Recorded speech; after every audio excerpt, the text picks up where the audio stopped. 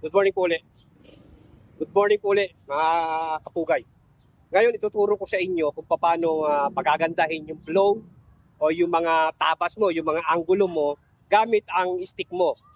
Sa ngayon, gagamitin natin itong ating wooden sword or bolo, no? Para gumanda yung iyong flow o yung mga taba. Narito yung 8 direksyon kung paano ka mag-i-slash o papalo pagka stick lang ang gamit mo para gumanda siya, no? Ito yung ating 8 direksyon. Sana po matutunan po ninyo ito. From here, nandito ka na sa posisyon na ito, nandito yung stick mo or nandito yung bolo mo or yung knife o yung sword mo.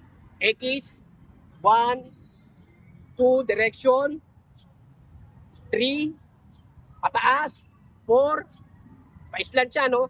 5, 6, 7, bagsak, 8, pataas. So, 8 direksyon siya. 1, 2, 3, 4, 5, horizontal, 6, 7, and 8. Ulitin natin. Clean cut. 1, 2, 3, 4, 5, 6, 7, 8. Ulit. 1, 2, para gumanda yung flow ng paggamit mo ng stick. Kung wala kang bolo, stick lang. Bagsak, then taas. 8 direksyon siya. 1, 2, 3, 4, 5, 6, 7, 8. Ulitin natin dito.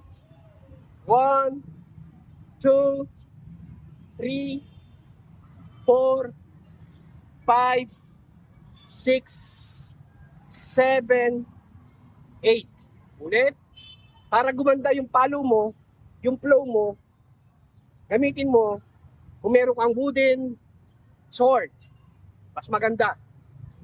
8 direksyon ng palo. Ulit. 2, 3, 4, 5, 6, 7,